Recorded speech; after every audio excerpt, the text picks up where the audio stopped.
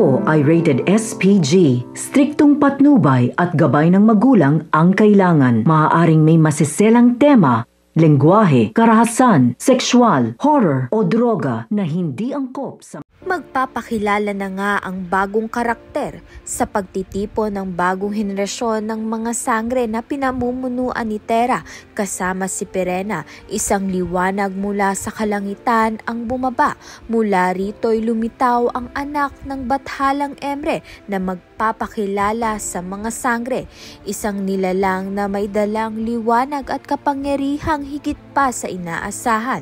Siya ang ipinadala upang maging gabay ng mga sangre at magbigay ng lakas na kailangan nila upang harapin ang pinakamapanganib na laban.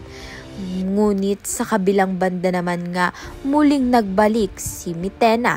Hindi na siya ang Mitena na dati nilang nakaharap. Ngayon mas mabangis, mas puno ng puot at mas uhaw sa paghihiganti. Kasama na nga niya ang bago niyang hukbo at iniwan niya na nga ang mga nagtraidor sa kanya. Dito magsisimula na nga ang tunay na digmaan, isang labang susubok sa tapang at pagkakaisa ng bagong mga sangre. At sa huli si Terra ang magiging ganap na tagapagligtas ng Encantadia. Kaya naman nga't yan at iba pa ang dapat nating pakaabangan. Maraming salamat sa iyong panonood.